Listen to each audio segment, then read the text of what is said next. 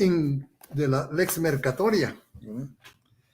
Habíamos hablado de la lex mercatoria, ley del mercado,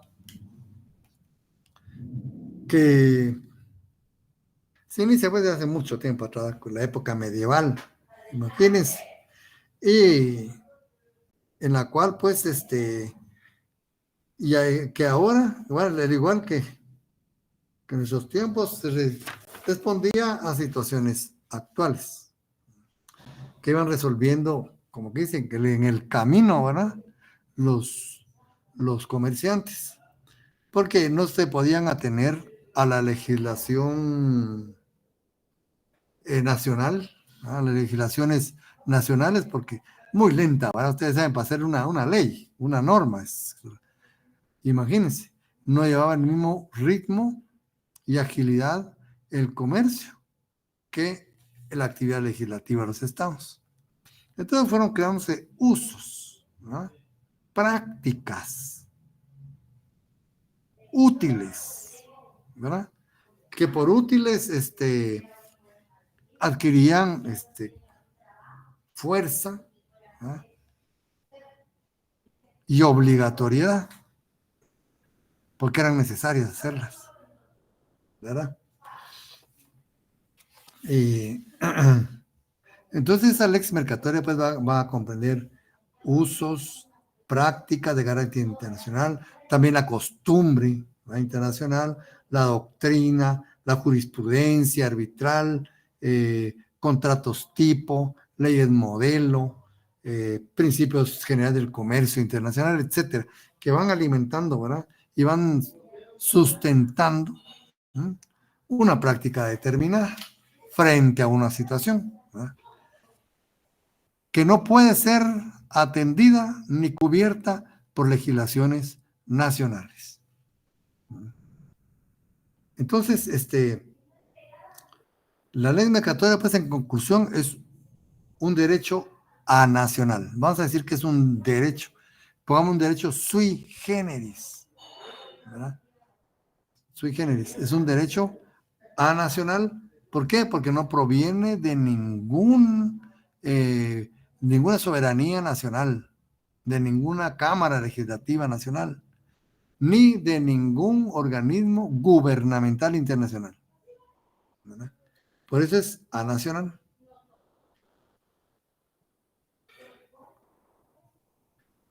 Tiene vocación universal, ¿verdad? Por el hecho de no venir de ninguna nación en particular, se convierte en universal, ¿verdad? Sirve para la comunidad internacional. ¿Qué comunidad? La comunidad de comerciantes, ¿verdad? Y también es universal porque se aplica universalmente. ¿Tiene fuerza obligatoria? Claro que tiene fuerza obligatoria, pero tiene como prerequisito someterse voluntariamente a ellos, ¿verdad? O sea, su sometimiento a ella es voluntario. Una vez sometido ya, ¿verdad? Es obligatoria.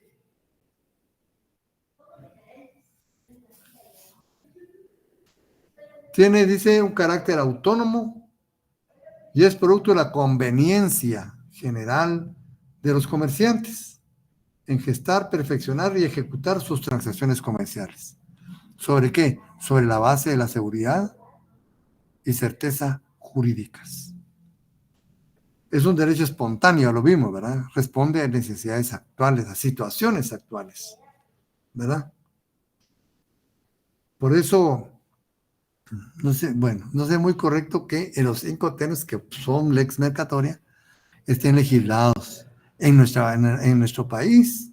Pues ustedes ven, si algo tiene que caracterizar a este tipo de normas es su flexibilidad.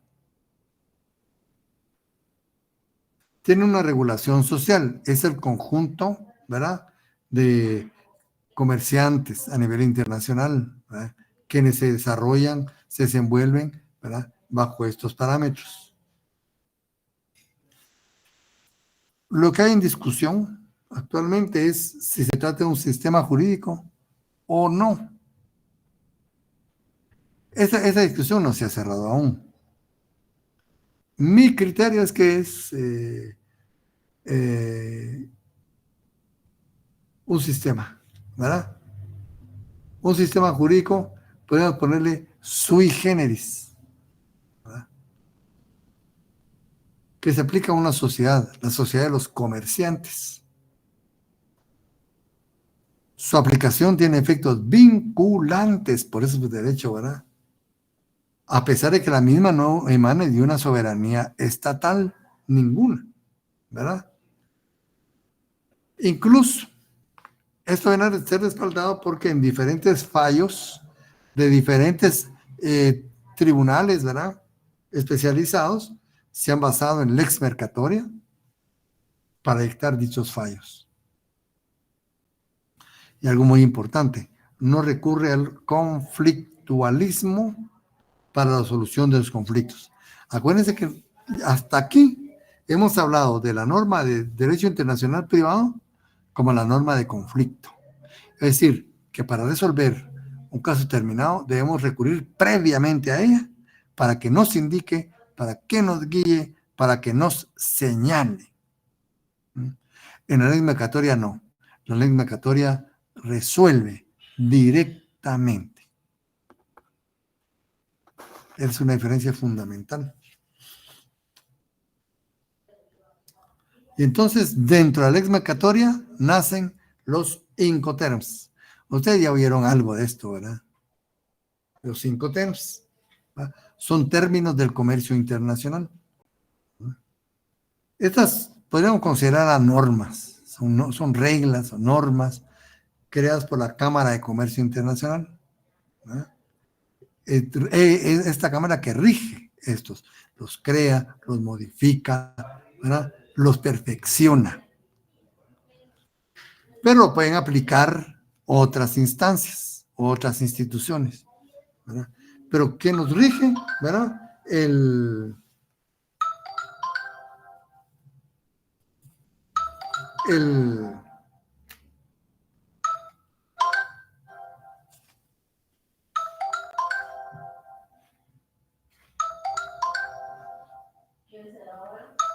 ven, ven, aló, aló, Lucy, ven, ahorita, ahorita, aquí está, mucho gusto. Bueno, perdón. Hola, hola, Evelita. Hola. Bueno, entonces, Ah, sí. Sí, es, es cierto. Se me cortó la comunicación. son normas creadas por la Cámara de Comercio Internacional que las rige, ¿verdad? Pero no las, solo ellas las aplican, incluso tribunales internacionales dentro de la, ¿verdad? Los tratados de libre comercio tienen muchos tribunales que aplican los incoterms. Tienen sus propias definiciones, ¿verdad? Vamos a leer algunas para formarnos una mejor idea. Reglas de comercio internacional, ¿eh? Reglas de comercio internacional reconocidas por la Comisión de las Naciones Unidas. Están reconocidas, ¿eh? Y se convierten en cláusulas contractuales que al incorporarse a los contratos de compraventa, ¿no? Mercantil, obviamente, ¿verdad? Complementan últimamente las disposiciones de la Convención de Naciones Unidas sobre, bueno, ¿verdad? Puede incorporarse, ¿eh? Los incoterms.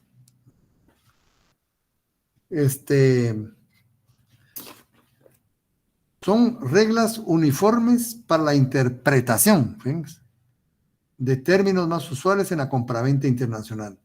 Regulan, y esto es lo importante, exclusivamente las obligaciones que conforman la relación contractual vendedor-comprador, únicamente.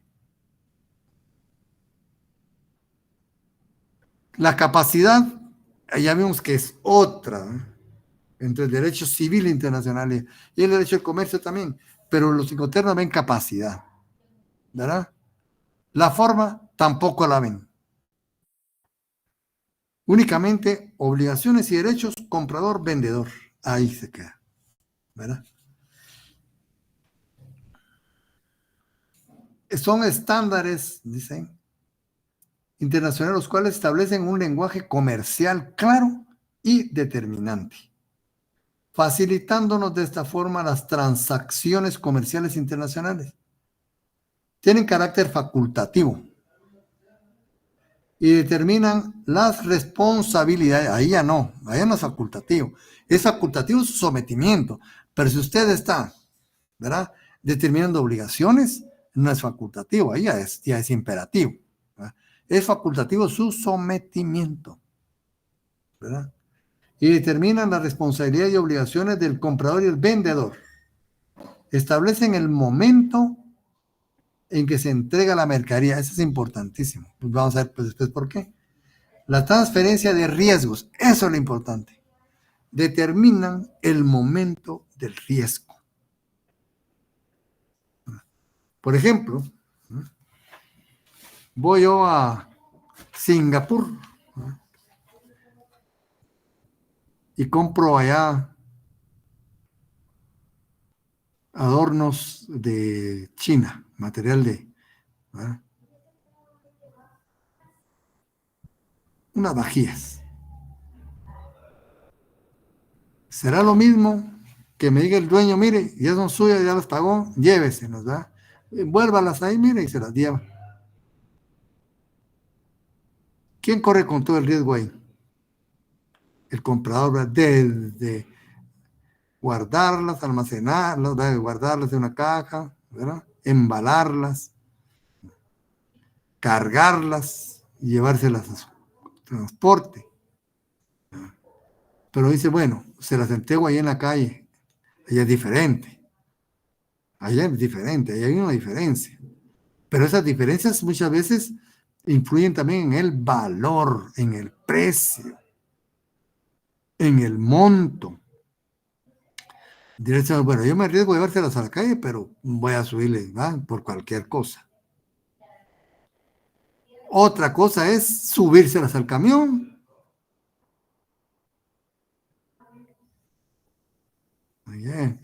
Carga. O llevárselas al puerto. ¿No? Se van a ir en barco. Mire, se las lleva al puerto y me espera ahí. Bueno, ¿y quién la baja? Bueno, el comprador va a bajar la mercancía. No es lo mismo que la baje el vendedor y que la ponga al lado del buque.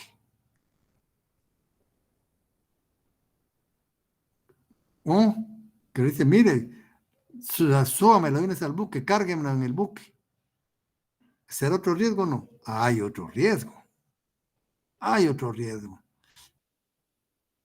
Entonces aquí el vendedor y el comprador corren con diferentes riesgos, pero su relación es simétrica, pero inversamente proporcional. ¿Qué quiere decir esto? Vendedor-comprador. Que a menor responsabilidad del vendedor, mayor responsabilidad del comprador. La responsabilidad mínima del vendedor, ¿cuál sería? Decir, mire, él ya la compró, esto es suyo, ¿va?, cárguelo. Si quiere hacer unas cajas, ahí se las regalo, envuélvalo y se lo lleva. Ya es suyo, ahí lo pagó. ¿Quién corre más riesgo ahí? El vendedor casi no corrió nada de riesgo, solo recibió el dinero. A que el comprador le diga, mire, llévemelas y me las coloca en mi local comercial. Imagínense. ¿Quién corre con más riesgo ahí? El vendedor. Tiene que embalarlas, tiene que guardarlas, tiene que sacarlas, llevarlas. Ahí incluso hay transporte multimodal, ¿verdad? En camión terrestre o por tren. La lleva al puerto, tiene que bajarlas, subirlas al buque. Ven, entre más responsabilidad tiene uno, menos responsabilidad tiene el otro. La relación es inversamente proporcional. ¿Verdad? Entonces, esos son los 5 términos. Y vamos a seguir explicando posteriormente un poco, ¿verdad? Pero estos 5 términos son de ahora. Nacen en 1936, ¿verdad? Y se han ido perfeccionando a lo largo del tiempo, ¿verdad? Se han ido perfeccionando, han ido ampliándose también, ¿verdad? Bueno, su objeto final, ¿verdad?, dice aquí es establecer un conjunto de reglas uniformes para la interpretación de los términos, ¿verdad?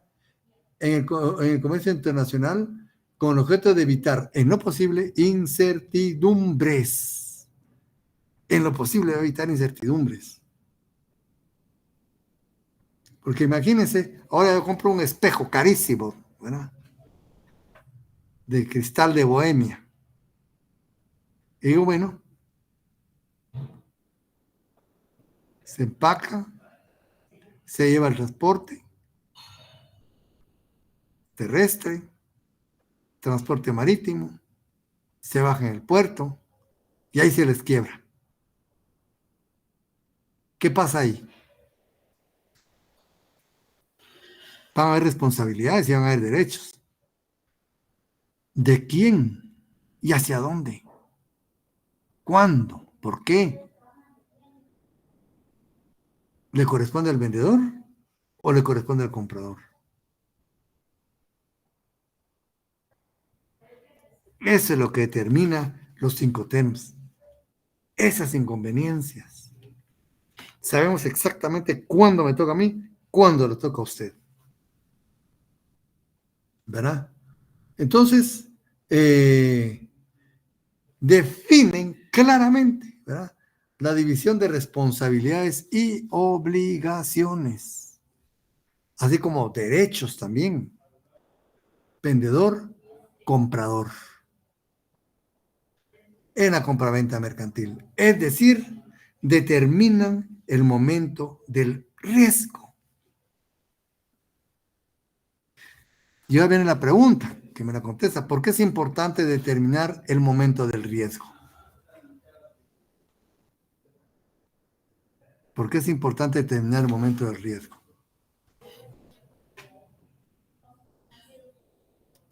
Porque ahí va a determinarse responsabilidades. Y es vital, ¿verdad? Es vital determinar quién es el responsable. Porque, mire, son cuestiones carísimas muchas veces. ¿Se acuerdan una vez que venía un cargamento de vehículos de Toyota, vehículos Toyota en un barco, y hubo averías? Y el barco como casi encalla y se llenó de carena en todos los carros.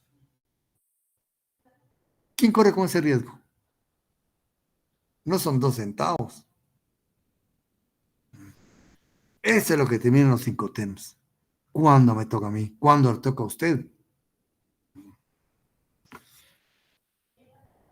Entonces, para saber cuándo me toca a mí, cuándo le toca a usted, es necesario, es un requisito sine qua non, saber determinar el momento del riesgo.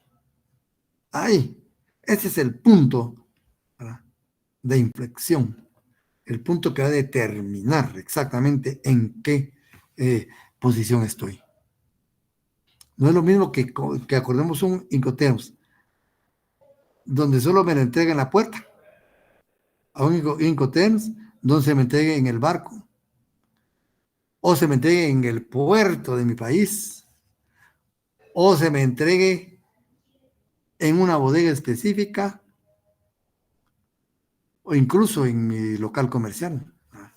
¿Cuánto riesgo corro yo como comprador? Casi ninguno. Pero si lo recibo en la fábrica, ahí sí corro yo con todo el riesgo. Bueno, entonces, si yo corro con mi riesgo, ¿qué hago? O yo como vendedor corro con el riesgo hasta llevárselo a él a su casa, ¿qué hago? Y yo diría, bueno, yo contrato un seguro. Pero el seguro ya no es contrato de compraventa, el seguro es un contrato de seguro, punto. ¿Verdad? Que tiene que ver con esa compraventa posiblemente, pero más que todo con la aseguranza del vendedor. No es un contrato de compraventa, ni forma parte de ese contrato de compraventa, ¿verdad? Entonces ahí por eso es que van cambiando, ¿verdad?, incluso los montos, porque hoy, ¿qué seguro va a comprar? ¿Hasta dónde va? ¿Hasta dónde el seguro? ¿Cuánto va a cubrir? Miren todo eso, ¿verdad? Y eso es lo que determinan los Incoterms, el momento del riesgo, ¿verdad? ¿Qué funciones tiene entonces? Normativizar los derechos y obligaciones de las partes involucradas en un contrato de compraventa mercantil internacional, ¿verdad? En cuanto a transporte y entrega de las mercancías. Y establecer de forma clara, eso es importante, ¿eh? Establecer de forma clara el momento del riesgo, ¿verdad? El momento en que la propiedad del bien, objeto de la compraventa, se traspasa al vendedor, del vendedor al comprador, principalmente en caso de pérdida o avería.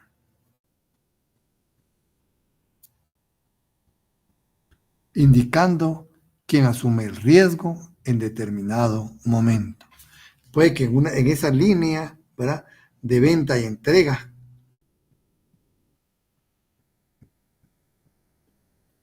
pues hay tantas posibilidades de que ocurra con todo el riesgo o que no ocurra con ningún riesgo. Todo depende, ¿verdad?, sobre qué parámetros hicimos nuestra contratación. Entonces, ¿qué características tienen los Incoterms? Es una figura eminentemente mercantil. Los Incoterms son lex mercatoria, pertenecen a la lex mercatoria, son lex mercatoria. Su naturaleza es contractual, no se aplican de oficio, ¿eh? Usted en una compraventa mercantil le van a aplicar de oficio un Incoterm, no, usted tiene que someterse a ellos conscientemente, ¿verdad? Entonces el sometimiento a los Incoterms es voluntario. Se trata de un conjunto, ¿verdad?, de normas o reglas uniformes, ¿verdad?, regulan exclusivamente la relación vendedor-comprador, esa relación contractual en la compraventa mercantil.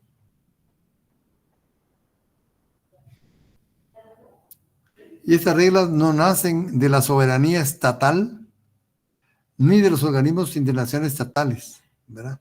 Nacen como una práctica, ¿eh? Y ahora a través de la Cámara de Comercio Internacional. ¿Y cómo se clasifican los Incoterms? Los Incoterms se clasifican en dos grandes grupos, ¿no? Grupo de llegada y grupo de salida. Así se diferencia. Bueno, y en su estructura, pues, hay 4 categorías o términos para facilitar su comprensión, identificados con letras, ¿verdad? La E, F, C, D. E, F, C y D, ¿verdad? Cada uno de ellos con sus subdivisiones, imagínense, con subdivisiones. Entonces, el grupo de salida comprende las literales E, F y C, los grupos de salida. Y el grupo de llegada, únicamente el grupo D. Aquí vamos a hacer una idea, miren, de qué es lo que abarcan los Incoterms. Por ejemplo, en el grupo de salida está el EXW, Ex-Works, ¿verdad?, que significa en fábrica. ¿Qué idea nos da eso? En fábrica. Ok, ahí se van a asumir. Desde ahí se empiezan a asumir ciertos riesgos. En el grupo F está el FCA, franco transportista. Ahí ya está más amplio, ¿no? No es en fábrica, ya es afuera. Ya salimos. Paz, ese ya lo han oído ustedes, ¿verdad? Que es franco al costado del buque. ¿Qué significa eso, costado del buque? Las cosas puestas al costado del buque. hasta ahí llega la responsabilidad del vendedor, porque se los pone ahí, ¿verdad? El FOB, franco a bordo. Ahí no es a un lado, ahí es arriba. Hasta ahí llegó. Miren cómo se va ampliando. Va disminuyendo la responsabilidad del vendedor y aumentando poco a poco la responsabilidad del comprador. El grupo C, coste y flete. Todo el flete. Coste, seguro y flete. Ya hay un seguro, miren. Pero el seguro no es la compraventa. El seguro es un seguro, ¿no? Así de fácil. El CPT dice transporte pagado hasta, imagínense, hasta. Eso lo van a determinar las partes. Y transporte seguro pagado hasta. Hay solo transporte pagado hasta. Hay transporte y seguro pagado hasta. Y en el grupo de llegada, que es el grupo D, entregado en frontera. Imagínense, ahí ya no pasa de a su país, ¿verdad? Que ahí se las entrego. Una vez no haya pasado el límite, ¿verdad? La frontera. No, el riesgo, ¿verdad? Hasta la frontera. Entregado sobre el buque. Ahí se entrega, miren, y ya. Entregado en muelle. Entregado con pago de derechos. Miren, ahí nos va poniendo, nos va aclarando la relación, ¿verdad? La relación de ambos. Nos está aclarando y nos está determinando el momento de riesgo. Puede ser riesgo en la fábrica, con el transportista, puede ser en el puerto o muelle, al costado del buque, puede ser arriba del buque, puede ser el que vaya con seguro, coste y flete, ahí ya cambia. ¿Verdad? Todas estas figuras, miren, van determinando, ¿verdad? Esas situaciones específicas. El momento del riesgo, obligaciones y derechos. Aquí pues se menciona cada una de estas figuras.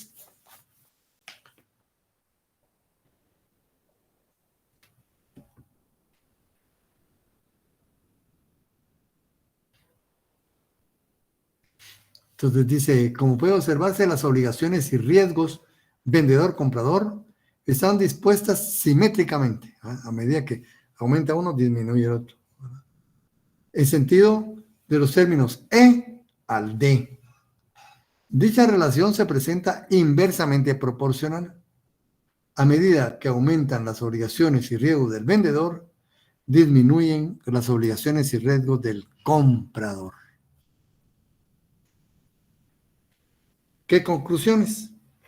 La naturaleza jurídica de los psicotermos es contractual.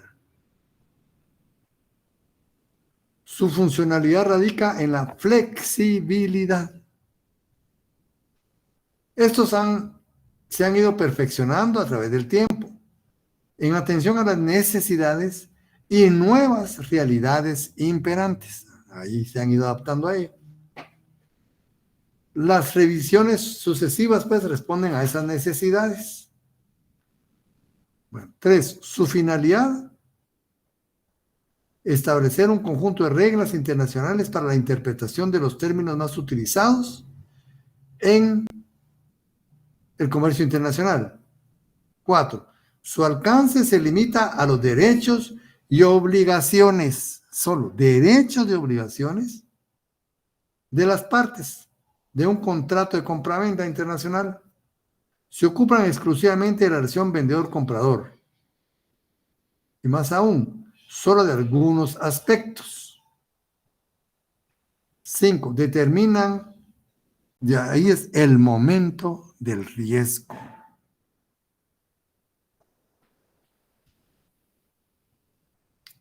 Del vendedor y del comprador, por pérdida o avería,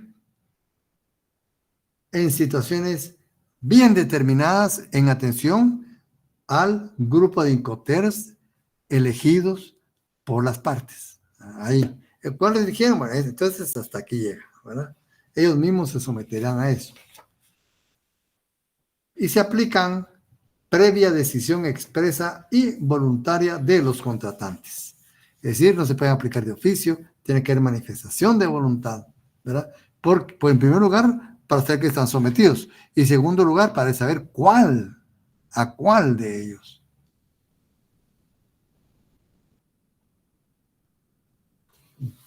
Bien, entonces eso podríamos hablar a grandes rasgos, a muy grandes rasgos, de la lex mercatoria. Lex mercatoria, imagínense. Es muy interesante, ¿verdad? Porque no proviene de ninguna soberanía, ni organismo gubernamental internacional, ni organismo internacional gubernamental, ¿verdad? Sino que emana de un ente, ¿verdad? Privado. Sin embargo, tienen fuerza vinculante. Eso es lo que no se puede negar, ¿verdad? La fuerza vinculante. A ver. Aquí tenemos otro tema, que es el derecho aéreo internacional privado. Derecho aéreo, imagínense. Ya estamos despegando los pies de la tierra, ¿verdad? Pues tiene relativamente, ¿verdad?, mucha juventud en atención a este derecho como el marítimo o el mercantil, que son antiquísimos, ¿verdad? El derecho aéreo es relativamente joven porque está muy apegado a la técnica, a la tecnología, ¿verdad?, que empieza a desbordar hasta mediados del siglo XIX. Y llegas a su cenit, ¿verdad?, a inicio del siglo XX. Entonces, siendo un joven, 1903, 1905, por ahí, con los hermanos Wright, ya tiene, ya cuenta, ¿verdad?, con bastante regulación.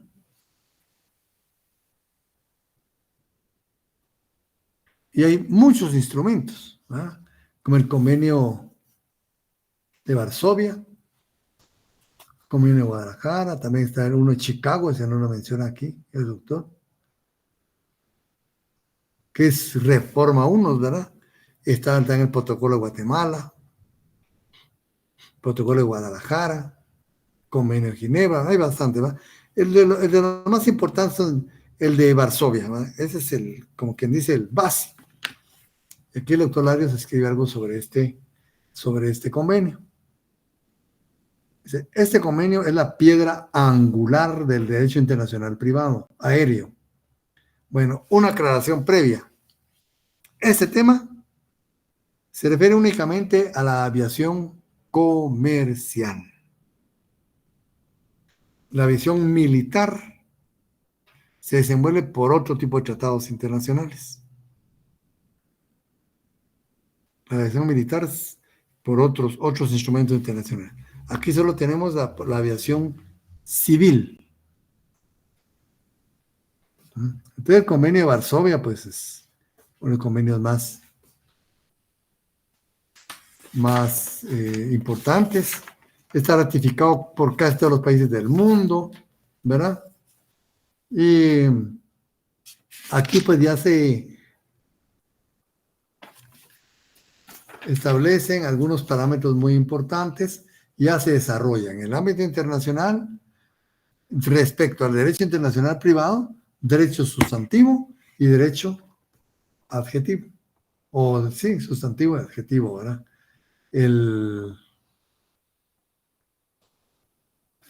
Dos aspectos, dice, podemos distinguir en el contenido de este convenio. El derecho sustantivo, que se refiere a responsabilidad del transportador. Derecho sustantivo. Responsabilidades. Y regulación de título de transporte. Es el derecho sustantivo. El derecho adjetivo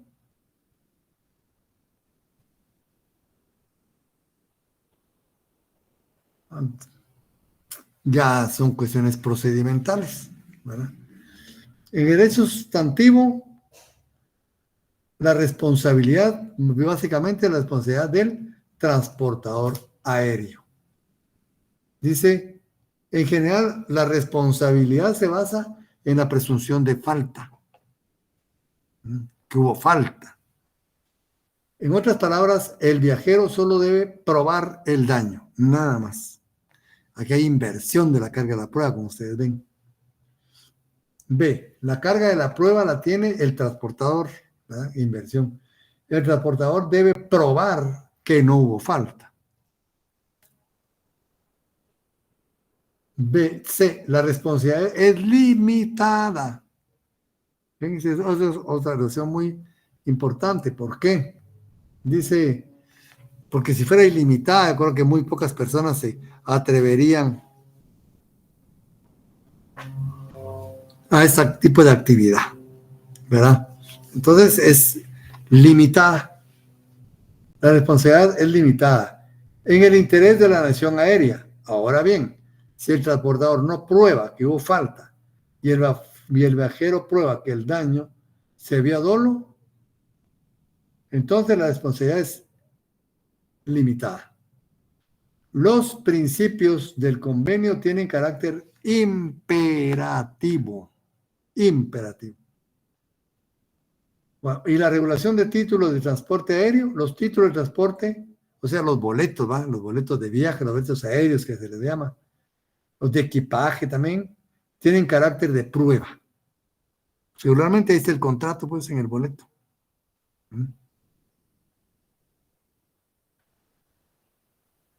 Los títulos deben contener un cierto número de menciones informativas, ¿verdad?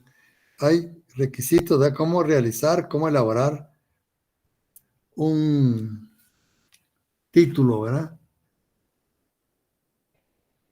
La omisión de entregar tales títulos quita al transportador el privilegio de invocar la ausencia o falta de ausencia. Si no entregó boletos, es culpable de cualquier manera. En el campo de aplicación del Convenio de Varsovia, es los transportes aéreos regulares internacionales remunerados. Esos son. Por lo tanto, aquí no aplica para los vuelos domésticos, ni los vuelos gratuitos, ni los vuelos de ensayo. Todos están excluidos, que se ven que es bien puntual esta, ni los vuelos militares. Sobre la responsabilidad, en el convenio de Viena, a grandes rasgos, aquí habla sobre una indemnización, ¿verdad? Y más que todo en eso basan mucho las reformas o nuevos protocolos que hay, ¿verdad? Los montos en la indemnización, ¿verdad? Están pues los convenios de la Haya, están los protocolos de la Haya, el protocolo Guatemala, convenio de Roma sobre el embargo de aeronaves, convenio de Guadalajara, protocolo de Montreal, convenio de Roma, daños a terceros en la superficie, convenio de Ginebra, abordaje de aeronaves. Eso es muy importante. Conclusión, dice. Lo anterior, lo que se presenta constituye el cuerpo legal del derecho aéreo internacional privado. En realidad, cubre casi todos los riesgos a los cuales está expuesto el pasajero que toma el avión y los que inconscientemente los mira pasar. Algunos aspectos, especialmente los relacionados con el equipaje, las consecuencias del apoderamiento ilícito de aeronaves, también llamado, o piratería aérea, las sorpresas de huelga inesperadas, la atención que prestan los empleados de las compañías en los aeropuertos, todo eso, vista con los accidentes resultantes de los, y transportes combinados, gastos de estancia, etcétera, ¿verdad? Todos están ahí.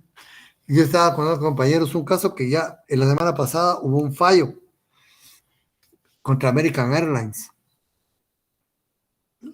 Resulta que los empleados tratan muy mal a las personas con discapacidad y les tomaron video.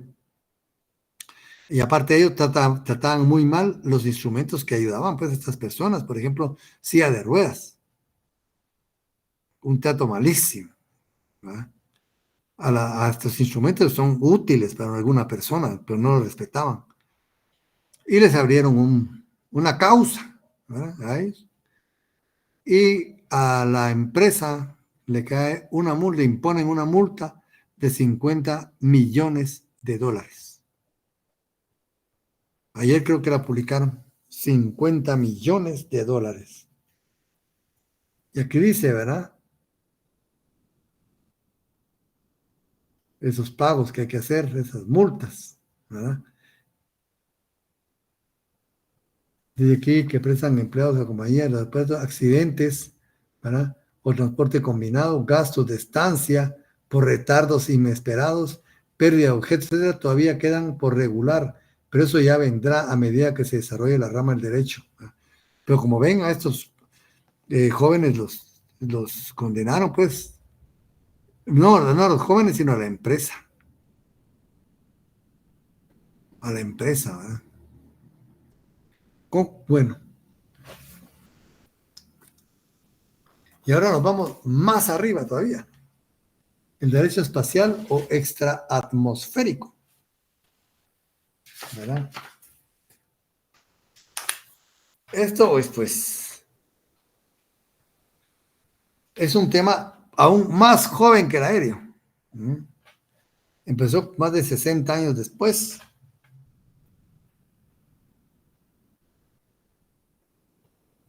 Acuérdense ustedes que en la década de los 50, las grandes potencias como la Unión Soviética, Estados Unidos, un poquito retrasado Francia, Reino Unido, empiezan ya a atreverse a sacar máquinas elaboradas por el hombre fuera de la frontera terrestre, que se liberara de la atracción, ¿verdad? De la gravedad. Y esto obviamente fue creciendo. Incluso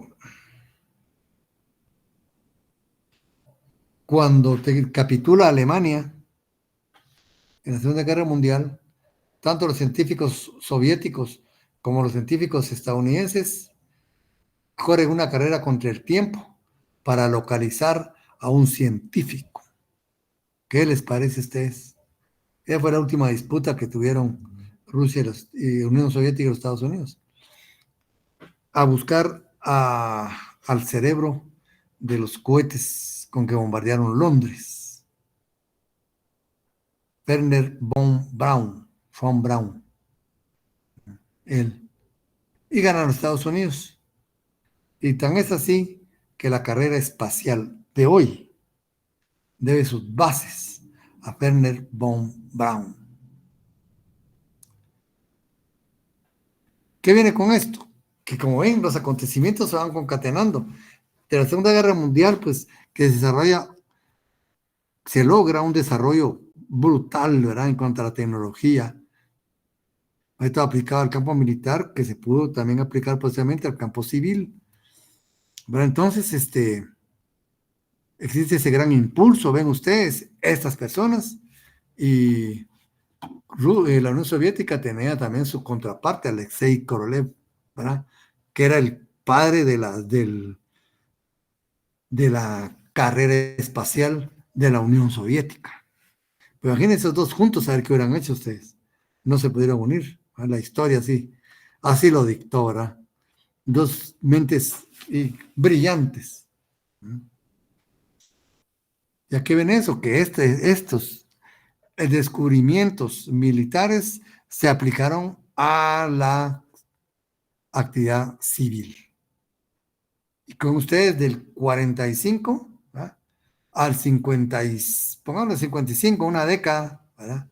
Empieza ya la carrera espacial.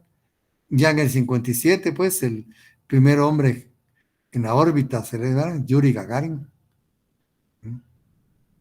que ya logra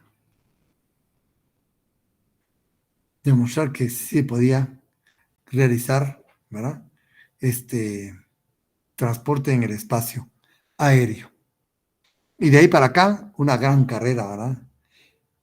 Entonces, dice aquí el doctor, esta es probablemente la rama más joven del derecho en general, la más difícil también por los aspectos altamente técnicos que deben tomarse en consideración, la más discutida porque solamente algunos países tienen la capacidad técnica para dedicarse a investigación espacial.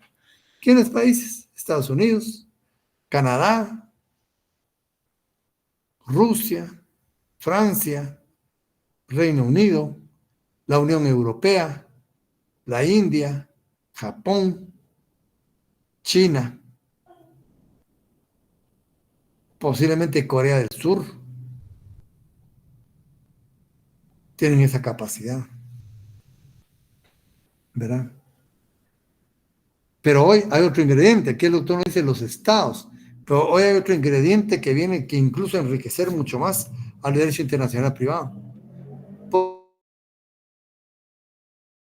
Porque ya hay participación de la iniciativa privada con Elon Musk, ¿verdad? En participando activamente en la investigación espacial, privadamente. Pero ahora ya tiene un acuerdo con la NASA y juntos están llevando algunos proyectos importantísimos. Y ahora ven ustedes con las elecciones de Estados Unidos, este personaje va a ocupar un cargo importantísimo, va a reestructurar va a reestructurar la organización estatal. ¿Y a qué ven eso? Que estas manos pueden estar también metidas ya a otro nivel en el campo de la era espacial. Pero ahora ya no. Antes la relación era derecho público, neto, ¿verdad? Derecho público. China, Estados Unidos, la Unión Soviética, Francia, la Unión Europea, Reino Unido, Japón. Pero no, ahora hay participación privada. Y eso viene a abrir una beta enorme a este campo. ¿Qué pasa ahora con lo privado? ¿Verdad?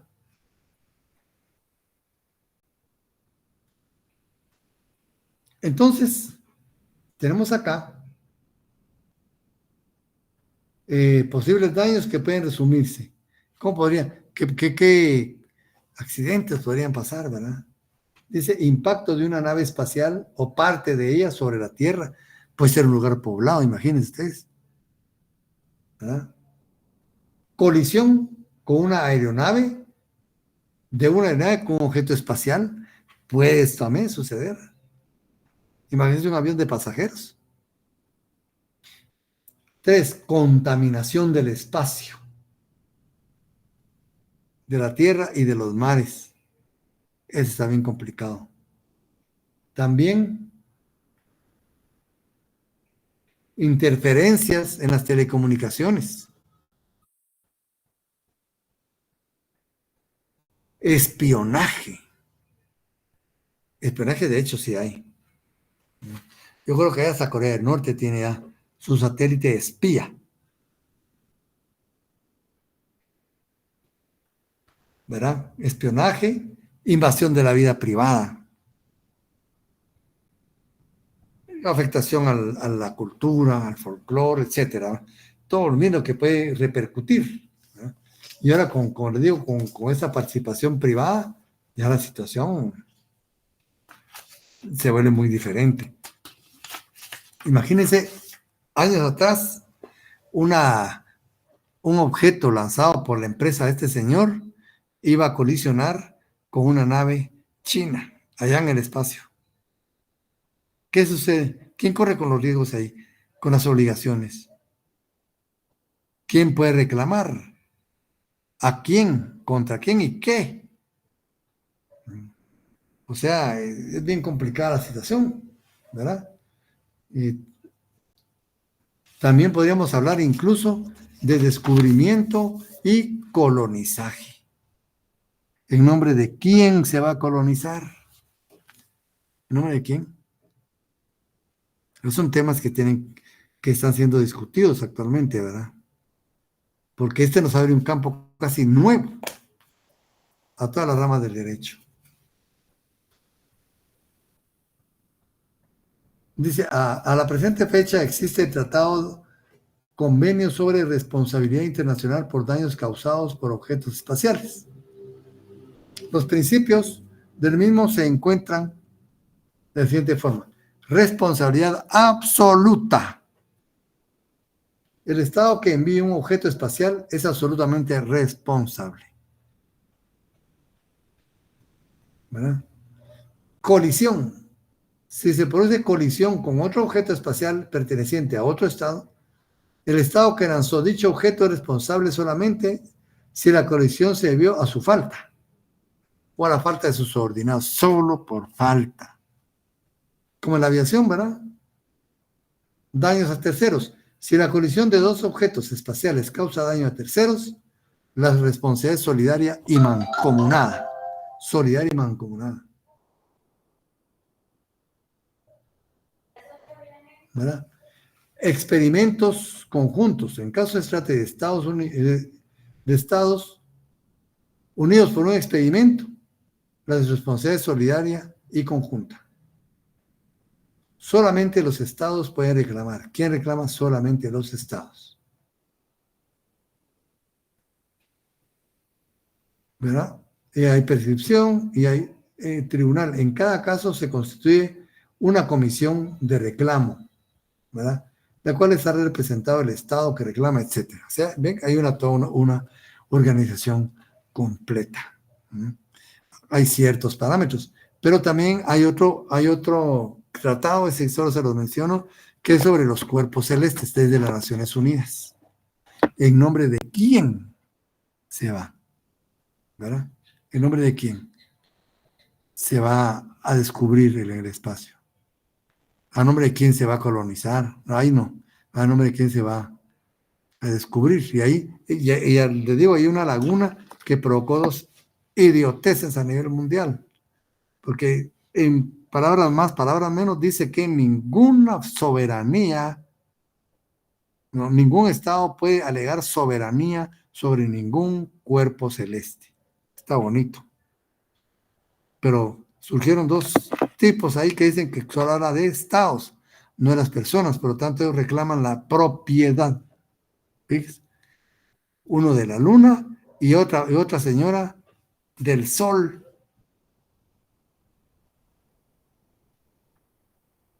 Ya les conté que el de la luna está vendiendo ya terrenos ustedes en la luna y lo más loco es que se lo están comprando. Se los están comprando.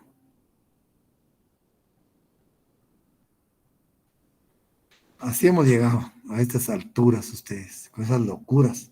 Y la señora también está diciendo, ella es española y el señor es norteamericano. La señora dice que va a cobrar por la luz que le da el sol porque es de ella. Yo creo que saben más cerca de la locura ustedes que de la propiedad, ¿verdad? Porque se sobreentiende pues que si no se puede alegar soberanía es porque no se desea que alguien reclame propiedad o soberanía sobre un objeto, ¿verdad? Sino que sea para beneficio de todos, ¿verdad? Pero así está el mundo ustedes, con locos, ¿verdad? Entonces, como vemos pues, vamos a darle un material sobre esto para que profundicemos, ¿verdad? Y les digo que el espacio extraterrestre se explora en nombre de toda la humanidad. En nombre de toda la humanidad, ¿verdad? Bien, compañeros, llegamos hasta acá. Y si Dios lo permite, nos miramos la próxima semana. Así que con su permiso. Muchas gracias, licenciada. Feliz noche. Gracias, Lee. Se cuida. Gracias, Lee. Feliz noche.